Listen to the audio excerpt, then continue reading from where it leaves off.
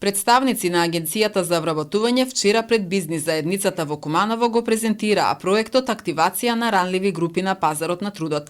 Во наредниот период вакви презентации пред работодавачите ќе се направат во уште десетина градови во Македонија, затоа што процесот на активирање треба да биде добро образложен, разбран и прифатен од работодавачите како поддржувачи и потенцијални вработувачи на ранливите групи граѓани. Овој тригодишен проект финансиски е поддржан од Европската унија со цел да се намали долгорочната невработеност и зависноста од гарантираниот минимален приход. Според проектниот менаџер Наташа Здравковска, оваа цел ќе се постигне само со ефективно вклучување на ранливите групи, посебно на корисниците на гарантирана минимална помош на пазарот на труд.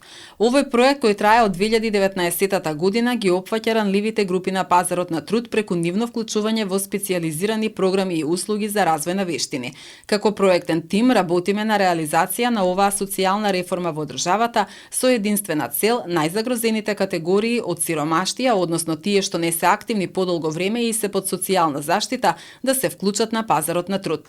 Како дел од активните мерки за вработување предвидовме и услуги за советување и мотивација преку психосоцијална и менторска поддршка за лицата полесно да се активираат на пазарот на труд. СИМ програмата е прва компонента на проектот, пошто следува вклучување на пазарот на труд преку обуки и вработување преку 4 мерки, како што се обуки за побарувани занимања, обука кај познат работодавач, практиканство и субвенционирано вработување, рече Здравковска пред кумановските бизнисмени.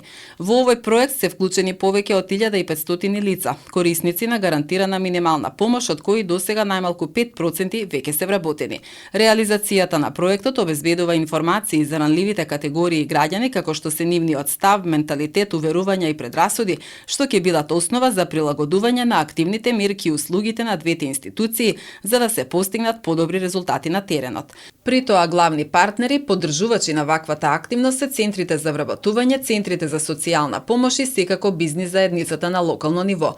Проектниот тим во соработка со колегите од агенцијата и од сите 30 центри за вработување го координира целиот процес, од активација на лицата до нивното вклучување во некоја од активните мерки.